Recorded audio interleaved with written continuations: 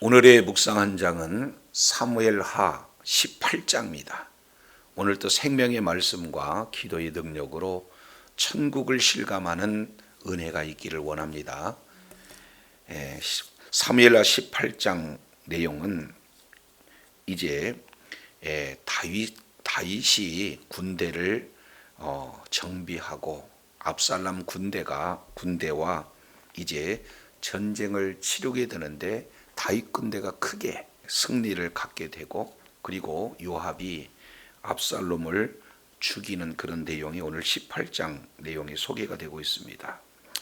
자, 1절 내용을 통해서 보면은, 이에 다윗이 그와 함께한 백성을 찾아가서 천부장과 백부장을 그들 위에 세우고 그랬습니다. 이제 어떻게 이렇게 추격을 대비해서 전열을 정비했는가? 3분으로 군대를 나눠요. 2절, 다윗이 그의 백성을 내보낼새 3분의 1은 요압의 휘하에, 그리고 3분의 1은 스루야의 아들 요압의 동생 아비새의 휘하에 넘기고 3분의 1은 가드 사람 이때의 휘하에 넘기고 그랬습니다. 그러니까 지금 군대를 지금 3등분해서 각각 요압과 아비새와 이때를 군대 장관으로 지금 세우는 그런 내용이죠. 자, 그런데 하반절 내용을 통해서 보니까 군대를 다 지금 3등분 하고 난 이후에 백성들에게 다윗은 이렇게 말합니다. 자, 하반절, 백성들에게 이르되 나도 반드시 너희와 함께 나가리라 하니 그랬습니다. 그러니까 다윗도 이제 앞장서서 이렇게 전쟁터에 임하겠다, 지금 이렇게 소개하고 있는데, 여기에 반드시라고 지금 함께 나가되 반드시 나가겠다 좀 강조하고 있는 그런 어떤 모습이 되죠. 그러면은 왜 다윗은 반드시 나가고자 할까? 다윗이 이제 전사하게 되면 모든 전쟁은 끝인데 왜 이렇게 나가고자 할까? 그 이유는 이 5절 내용에 조금 이렇게 소개되고 있는 것을 볼 수가 있습니다. 자, 나간다라고 얘기했을 때 백성들의 반응을 보시죠. 3절입니다. 백성들이 이르되 왕은 나가지 마소서, 우리가 도망할지라도 그런 우리에게 마음을 쓰지 아니할 터이요, 우리가 절반이나 죽을지라도 우리에게 마음을 쓰지 아니할 터라. 왕은 우리 10,000명보다 중하시오니 왕은 성읍에 계시다가 우리를 도우심이 좋으니이다. 출전하고자 하는 다윗 왕을 백성들은 굳고 말려요. 근데 이 내용은 이미 지금 이 아히도벨의 모략, 이 내용을 통해서 우리가 살펴봤잖아요. 그러니까 아히도벨은 누구만 죽이면 이 전쟁은 끝난다고 알고 있어요? 다윗만 죽이면. 그러니까 다윗을 중심으로 모든 바로 백성들이, 군사들이 따르기 때문에 다윗만 죽이려고 하는 그 전략을 짰던 거 아니겠습니까? 그런데 실제 이 후세 전략보다도 사실은 아히도벨의 전략이 맞다는 것을 지금 백성들이 이 대화 속에서도 잘 소개되고 있습니다. 그러니까 우리가 싸움에 나간다 할지라도 별로 우리는 주목할 대상이 우리가 아닙니다. 설령 절반이 죽는다 할지라도 이 전쟁이 큰 이렇게 우리를 주목하고 있지 않아요. 그 이유는 왕에게 있기 때문입니다. 따라서 왕은 우리 10,000명보다 중하다. 이 내용은 바로 전쟁을 양상이 왕만 죽이면 된다라는 그런 내용을 상대 진영도 알고 지금 다윗의 진영도 지금 알고 있는 그런 내용이에요. 자, 이 말을 들었던 이 다윗이 지금 4절에 이렇게 따르게 되죠. 왕이 그들에게 이르되 너희가 좋게 여기는 대로 내가 행하리라. 다윗도 이 사실을 모르는 바가 아닌데 극구 내가 반드시 너희와 함께 나가겠다. 지금 이렇게 얘기하는 그 내용은 4절 하반절에부터 좀 보시죠.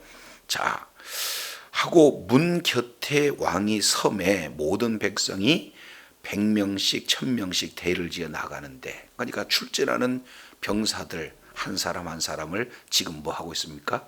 문의 곁에서 격려해 주고 있는 다윗의 모습을 볼 수가 있어요. 자, 그러면서 이제 백부장, 천부장 중심으로 해서 이제 출전하고 있는 이런 모습을 소개할 그때 5절 보시죠. 다윗이 왜 극구 이제 함께 나가고자 힘썼던가, 그 이유가 5절에 좀 이렇게 소개가 되고 있어요. 왕이 요압과 아비새와 이때에게 명령하여 이르되, 바로 천부장, 백부장 3등분했던 지휘관들 아니에요? 그러니까 이 세 명에게 명령을 지금 하고 있습니다. 그 명령의 내용이 어떻습니까? 지금 5절 중반절 내용을 통해서 보니까 나를 위하여 젊은 압살롬을 너그러이 대우하라. 이것이 세 사람에게, 지도자, 지금 군장들에게 지금 명령한 내용이에요. 나를 위하여 젊은 압살롬을 너그러이 대접하라. 그러니까 이 내용을 통해서 보면은 가장 핵심적인 것은 다윗 왕이 죽으면은 구심점을 잃는다는 거죠. 그렇기 때문에 다윗, 우리의 10,000명보다도 다윗 한 사람이 중요하다. 이것은 지금 가장 본질적인 내용이고, 실제 다윗의 상태는 나이가 이미 많이 이렇게 들었다. 그렇기 때문에 출전해서는 안 된다는 그런 요소도 있지만, 무엇보다도 다윗의 마음이 뭐예요? 심령 상태가 지금 누구와 싸우게 되어지는 겁니까? 아들과 싸우는 그런 상황이기 때문에 이제 그 심정적으로 보나 아니면 나이적으로 보나, 궁극적으로는 이제 그런 어떤 구심점이 돼야 할 이 다윗의 이런 어떤 내용을 보고 극구 지금 말렸는데, 출전하는 그런 사람들을 일일이 격려하면서 특별히 세 사람 불러 당부하는 내용은 나를 위해서 젊은 압살롬을 너그레이 대접하라. 이게 쉬운 내용이 아닙니다. 지금 누구하고 싸우러 가는 거예요? 압살롬 군대와 싸우러 가는 거잖아요. 근데 군대 장관을 제거해야 군대가 사실은 전쟁에서 승리하는데, 너그리 대접하라는 것은 죽이라는 겁니까? 살리라는 겁니까? 그렇습니다. 살리라는 거니까 모순이에요. 말이 안 맞습니다. 싸우러 가되 적장을 죽이지 말라.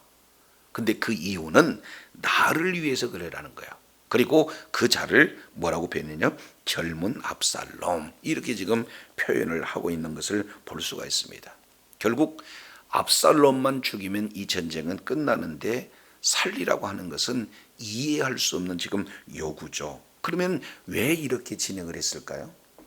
하나님의 말씀에 벗어났어요. 그리고 천륜을 어겼습니다.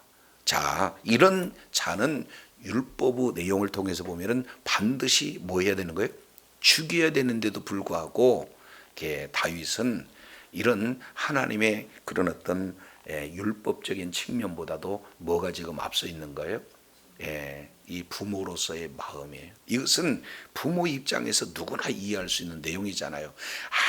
아무리 반역을 하고 아무리 어떤 죄를 졌다 할지라도 부모가 자녀를 죽이는데 기뻐할 부모가 어디가 있겠어요. 그러니까 이제 아버지의 마음이 오히려 그 사사로운 그런 어떤 정의, 이런 공의를 흔들고 있는 이런 어떤 모습들이 이렇게 묻어나요. 이것은 바로 다윗이 이미 노쇠해서 하나님의 나라보다는 그런 어떤 아버지의 마음에 더 이끌리는 그런 어떤 약한 다윗의 모습이 지금 슬며시 이렇게 보여지고 있는 거예요. 자, 그런데 여기에 중요한 것도 줘서는 안 돼요. 왜냐하면 그 뒤에 5절 하반절 내용을 보니까 왕이 압살롬을 위하여 모든 군 지휘관이 귀유관에게 명령할 때 백성들이 뭐했다? 다 들었다. 아니, 3명 지휘관에게만 얘기한다 그러면은 이들에게만 당부해도 되는데 모든 사실은 이 백성들이 듣는 데서 세 명에게 얘기하니까 결국 따지고 보면은 모든 사람들에게 다 들으라는 거죠. 다 들으는 내용은 뭡니까? 압살롬 죽이라는 거예요? 죽이지 말라는 거예요? 죽이지 말라. 이것이 다윗이 지금 출전하는 그런 그들을 따르는 백성들에게 하는 그런 내용이에요. 자, 그랬을 때 전쟁이 이루어집니다. 6절. 이에 백성이 이스라엘을 치러 들로 나가서 에브라임 수풀에서 싸우니라. 자, 그러면은 전쟁을 지금 진행하는데 전쟁 그 장소가 어디요? 에브라임 수풀에서 싸웠다. 상대방 진영은 많습니다. 그리고 다윗은 그 수요가 상대방에 비해서 적어요. 그러면은 아주 그냥 평지에서 싸우게 되면은 이건 보지 않으나 이건 그 결과가 뻔한 거 아니겠습니까? 그래서 전략이 어디로 지금 들어가서 싸우는 겁니까? 에브라임 수풀에 들어가서 싸웠다. 그러니까 많은 지형 지물을 이용해서 기습 공격도 할 수 있는 그런 이런 전략적인 그런 어떤 장소에서 지금 싸움을 하고 있는 그런 내용을 볼 수가 있어요. 그랬을 때 7절 보니까 거기서 이스라엘 백성이 다윗 부하들에게 패하매 그날 그곳에 전사자가 많아 2만 명에 이르고 그랬습니다. 그러니까 이 전쟁에서 2만 명가량이 다윗을 추격해서 다윗을 죽이려고 했으나 2만 명가량이 뭐예요? 죽고 다윗 군대에 지금 패하고 있는 것을 볼 수가 있어요. 이 내용은 전쟁에는 수문제입니까? 수문제가 아니에요. 수문제가 아니에요. 그러니까 결국 이렇게 많은 군사가 적은 소수의 군사에게 이렇게 엄청난 대피를 했다는 것은 누가 개입됐다 볼 수가 있어요. 하나님께서 이 전쟁에 개입해서 다윗으로 하여금 승리하게 하셨다라는 사실을 우리가 볼 수가 있어요. 자, 그 결정적인 내용이 8절에 소개가 되고 있죠. 그 땅에서 사면으로 퍼져 싸웠으므로 그날의 수풀에서 죽은 자가 칼에 죽은 자보다 뭐했다? 많았다. 그러니까 수풀에서 죽은 자가 칼보다 죽은 자보다 많았다. 직접적으로 칼로 상대방을 죽일 거 아닙니까? 그런 사람의 그런 어떤 일보다도 수풀에서 죽었다. 그 얘기는 하나님께서 죽였다. 지금 이렇게도 볼 수가 있습니다. 이 내용을 여호수아 10장 이 내용을 통해서 보면은 여호수아 장군이 이제 아얄론 골짜기에서 싸움을 할 때 어떻게 됩니까? 그날에 죽은 자가 어떻게 됐습니까? 여호수아 10장 이 내용을 보니까 똑같은 표현을 지금 하고 있는 것을 볼 수가 있습니다.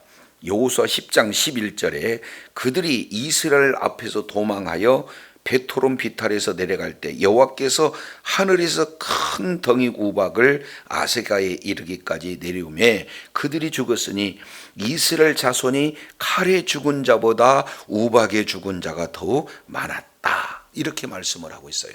결국 여호수아 군대로 죽인 자들보다 하나님께서 우박을 통해서 지금 상대방을 이렇게 죽이는 이런 내용은 사람의 일보다 하나님께서 일하심을 지금 강조하고 있는 내용이잖아요. 그거와 똑같이 지금 수풀에서 싸웠는데 사람의 칼에 죽은 것보다 수풀에서 죽은 것은 많았다. 그 얘기는 하나님께서 개입하시고 하나님께서 이기게 하셨다라는 사실을 잘 지금 보여주고 있는 겁니다.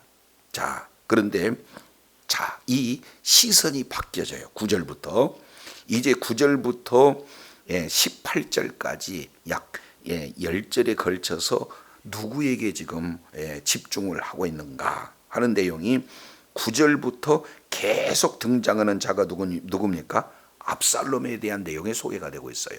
그러면 이 전쟁은 2만 명이나 죽여서 대승을 거둔 그 전쟁은 6절에서 8절 불과 3절로 이 전쟁을 이렇게 기록을 마감을 하고 있는데 그 전쟁 가운데 압살롬에 대한 기사는 10절에 아주 구체적으로 기록했다. 그러면 오늘 저자는 지금 전쟁보다도 누구의 죽음에 지금 더 강조점을 두고 있습니까? 그렇습니다. 압살롬에게 지금 이렇게 강조점을 두고 있어요. 압살롬이 어떻게 죽었는가 하는 그 내용에 하나님의 의도가 담겨져 있다. 이렇게 볼 수가 있어요. 자, 여기에는 크게 지금 세 가지 핵심 내용이 9절부터 18절까지 잘 이렇게 표현이 되고 있습니다. 자, 9절 내용을 통해서 보면 압살롬이 다윗의 부하들과 마주치니라. 압살롬이 노새를 탔는데 그 노새가 큰 상수리나무 번성한 가지 아래로 지나갈 때 압살롬의 머리가 그 상수리 나무에 걸림에 그가 공중과 그 땅 사이에 달리고 그가 탔던 노새는 그 아래 빠져나간지라. 그러니까 결국 전쟁터에 지금 말을 타고 온 거예요. 노새를 타고 오는 거예요. 결국 얼마나 지금 이 압살롬이 지금 마음이 높아졌는가, 교만해졌는가, 이 내용을 볼 수가 있습니다. 적진에서 솔선수범해서 싸우기보다는 어떤 측면에서는 싸움을 구경하는 것과 같은 인상이 노새를 지금 타고 나오는 그런 장면이에요. 그런데 나무 밑을 가다가 이제는 나무 가지에 머리가 이렇게 박히니까 밑에서는 노새가 지나가 버리니까 어떻게 되는 거예요? 이제 공중에 지금 나무에 달려져 있는 이런 어떤 상태다. 이렇게 지금 볼 수가 있어요. 근데 여기 보니까 9절 중반절 내용을 보니까 이런 말씀을 하고 있어요. 압살롬의 머리가 그 상수리 나무에 걸림에 그랬습니다. 그러니까 결국 여기에 머리가 상수리 나무에 걸려서 갈 수도 없고 이제 뭡니까? 올라갈 수도 없고 내려올 수도 없고 지금 공중에 계속 대롱대롱 매달려 있는 그런 어떤 상태인데 이 내용으로 인해서 압살롬이 죽잖아요. 그러면 결국 사실은 머리털이 걸려서 죽은 거 아니겠습니까? 근데 이 머리털에 대한 내용은 우리 잠깐 사무엘 하 14장 우리 한번 살펴보시죠. 이 14장의 머리털에 대한 내용이 소개가 되고 있습니다. 자, 14장 25절 내용을 보면은 이스라엘의 가장 멋진 한 사람을 꼽으라고 하면은 압살롬을 꼽을 수가 있어요. 그 특징을 26절에 머리털이 이제 무거운데 해년마다 깎았는데 그 머리털을 깎을 때 왕의 저울로 몇 셀이겠다? 200셀이에요. 그러니까 장점 중에 하나가 뭡니까? 머리털이에요. 그런데 그 장점인 머리털이 결국 어떻게 됩니까? 자기 자신이 죽는 그런 어때 이렇게 쓰임을 받고 있는 것을 볼 수가 있어요. 그러니까 하나님께서는 이 압살롬에게 큰 머리털이라고 하는 그런 외모의 그런 어떤 은혜를 줬잖아요. 그런데 그 장점이 하나님께 귀하게 쓰임 받기보다는 어떻게 돼요? 오히려 자기의 목숨을 끊는데 지금 이렇게 쓰임을 받고 있는 그런 어떤 내용이 되어집니다. 자, 그런데 여기서 이제 주목할 내용은 우리가 신명기 21장 23절 이 내용을 통해서 보면은 나무에 달렸다 이 내용을 이렇게 표현을 해요. 자, 나무에 달린 자는 하나님께 저주받았음이라 이 내용을 지금 말씀을 하고 있는 것을 볼 수가 있습니다. 하늘에서도 떨어졌고 땅에서도 지금 떨어져 있는 공중에 매달리는 그런 상태, 이것을 나무에 달렸다. 그래서 하나님께 저주를 받았다. 지금 이렇게 지금 표현하고 있는 거 아니에요? 근데 이 말씀을 사도 바울은 갈라디아서 3장 13절에 이제 예수님의 십자가의 죽으심을 나무에 달려 이렇게 표현하고 있습니다. 그러니까 우리의 죄로 우리가 받아야 할 죄의 사망, 이 저주를 우리가 담당해야 되는데 예수님이 우리가 저주받아야 죽여야 했던 우리를 대신해서 십자가에서 달리심으로 우리의 저주를 뭐 했습니까? 바로 대속한 그런 어떤 죽음으로 사도 바울은 말씀을 하고 있어요. 그러면 오늘 압살롬이 지금 나무에 달렸다는 것은 그 죽음이 무슨 죽음이라는 겁니까? 저주의 죽음이다. 지금 이렇게 말씀을 하고 있습니다. 그러니까 압살롬의 이 내용을 통해서 우리의 모습을 발견할 수가 있게 되는 거죠. 어떻게든지 하나님의 말씀을 떠나고 그리고 말씀에 대적하는 이런 압살롬의 모습이 우리들의 모습이고, 우리가 그 죄로 말미암아 죽어야만 했던 우리를 위해서 예수님께서 십자가에서 대신 우리를 위해서 대속적인 죽음으로 우리의 저주를 끊어주신 바로 십자가의 은혜가 이 속에 지금 담겨져 있는 것을 볼 수가 있습니다. 자, 그런데 이때 10절입니다. 한 사람이 이 사실을 보고 요압에게 알립니다. 자, 압살롬이 상수리 나무에 달렸습니다. 이렇게 보고했을 때 11절 요압이 그 알린 사람에게 이렇게 얘기해요. 아니, 네가 보고 어찌하여 당장에 쳐서 땅에 떨어지지 아니하였느냐. 자, 지금이라도 내가 네게 은 10개와 띠 하나를 줄 것이다. 지금 이렇게 얘기하고 있는 거예요. 그러니까 요압은 압살롬을 뭐 하라는 거예요 지금? 죽이라고 얘기를 하는데 자기 자신의 손으로 죽이지 않고 다른 사람의 손으로 빌려서 지금 죽이려고 유도하고 있는 이런 어떤 장면이 되어지는 거예요. 근데 이 말을 들은 그 한 사람이 12절 어떻게 반응한가 보시죠. 그 사람이 요압에게 이렇게 대답합니다. 내가 내 손에 은 1000개를 받는다고 할지라도 나는 왕의 아들에게 손을 대지 않겠습니다. 왜냐하면 아니 우리가 들었잖아요. 왕과 당신과 아비새와 이때 3명의 지휘관들한테 하는 것을 우리가 전체가 다 들었잖아요. 그때 뭐라고 그랬습니까? 누구든지 젊은 압살롬을 해하지 말라. 이렇게 말씀을 분명히 들었다. 따라서 13절 아무 일에도 왕 앞에는 숨길 수가 없나니 내가 만일 거역하여 그의 생명을 해였더라면 당신도 나를 대적하였으리라. 그러면 결국 죽이게 되어지면은 요압 자신도 뭐예요? 네가 어찌해서 왕명을 어겼느냐 해서 죽인다. 그러니까 아주 지혜로운 한 병사가 요압의 말을 정면적으로 지금 따르지 않고 있습니다. 그랬을 때 이제 요압이 이제 이 모든 것을 알고 14절 요압이 이르되 나는 너와 같이 지체할 수 없다 하고 손에 작은 창 셋을 가지고 가서 상수리 나무 가운데서 아직 살아있는 압살롬의 심장을 찌르니 그랬습니다. 그러면 요압은 창 셋을 가지고 직접 갑니다. 그리고 압살롬의 심장을 찌릅니다. 그 이후에 요압의 무기를 든 청년 10명이 압살롬을 에워싸고 쳐 죽이니라. 그러니까 결국 죽인 자는 10명 같으나 실제 죽인 자는 누구예요? 요압이 죽였다는 것을 아주 정확하게 지금 이렇게 표현을 하고 있습니다. 그러니까 결국 이 압살롬과 요압과의 관계는 외사촌 관계예요. 그러니까 아주 친근한 관계입니다. 자, 그런데 왜 이렇게 죽일 수밖에 없었을까?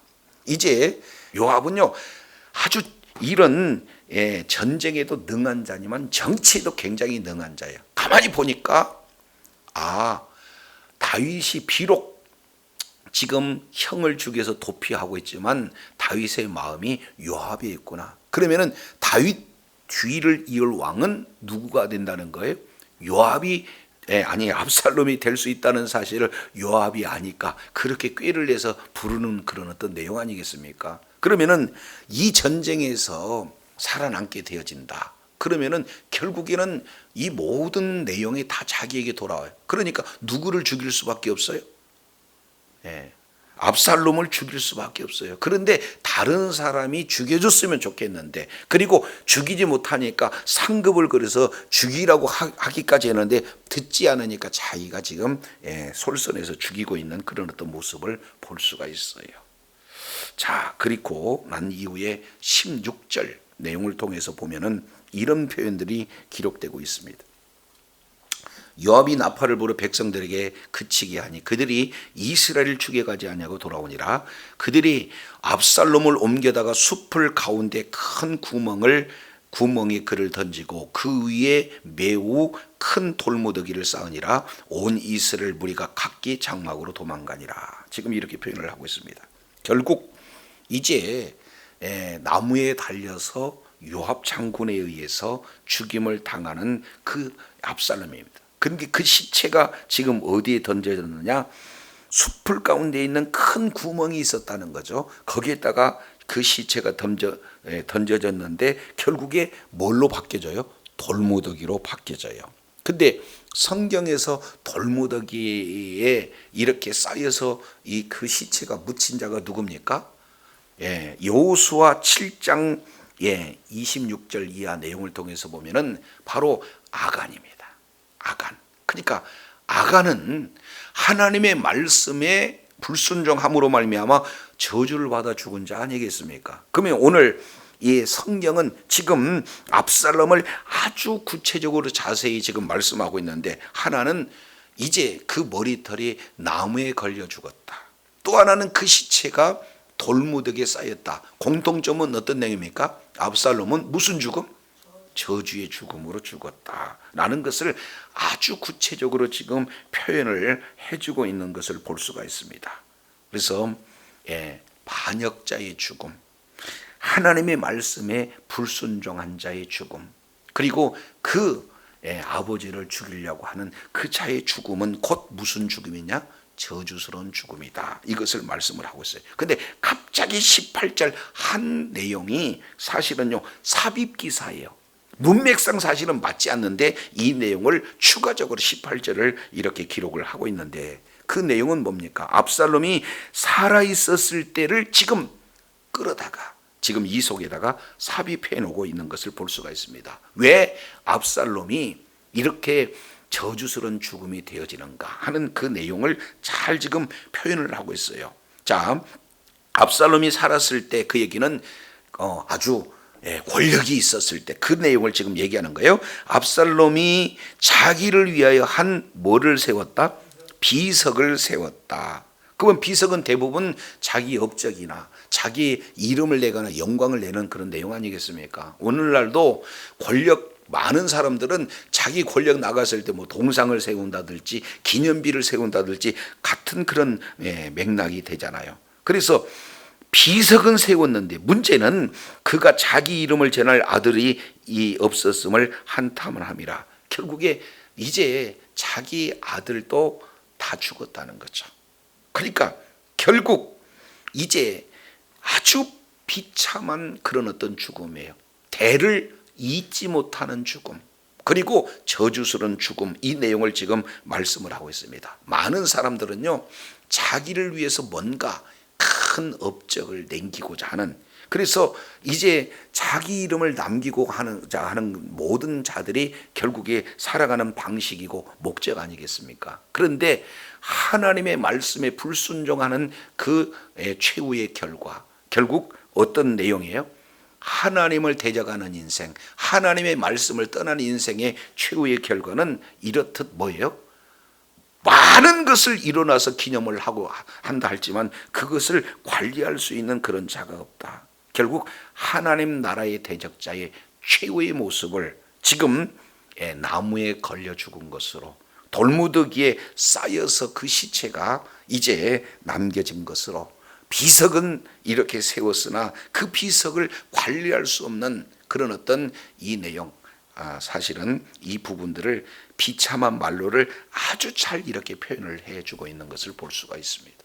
오늘 저도 여러분도 이제 늘 우리 10년 가운데 이 압살롬이 걸었던 그 길, 그 내용은 말씀을 떠난 길이요 하나님을 떠난 길이요 바로 하나님 나라에 대해 관심이 없는 그런 하나님 나라의 대적자의 길이고, 그 길이 얼마나 참 비참한 말로를 가져왔는가, 아무것도 남길 수 없는 그런 어떤 내용들을 우리가 살펴보면서 이제 우리의 관심은 하나님의 나라에 있고 어떻게든지 하나님의 뜻을 이루는데 끝까지 존귀하게 쓰임받는 복된 자리에 있어야 될 줄로 믿습니다.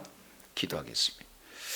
하나님 아버지, 이제 많은 이런 지파와 군대들이 이렇게 따르고, 그리고 목전에서 다윗을 죽일 수밖에 없는 그런 상황인데도 불구하고 이 전쟁에 하나님이 개입하시고 도와주심으로 이제 이 에브라임 숲에서의 대승이 지금 다윗에게로 돌아가는 그런 내용들을 보게 됩니다.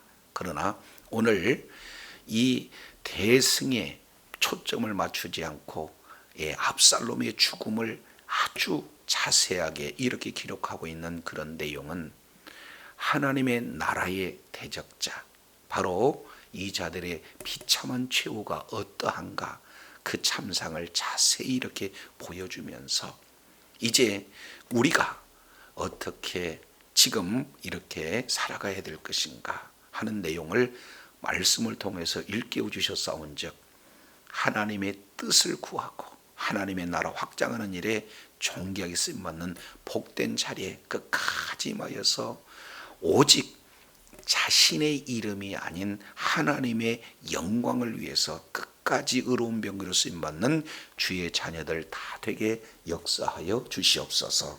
감사드리며 예수님 이름으로 기도드립니다. 아멘.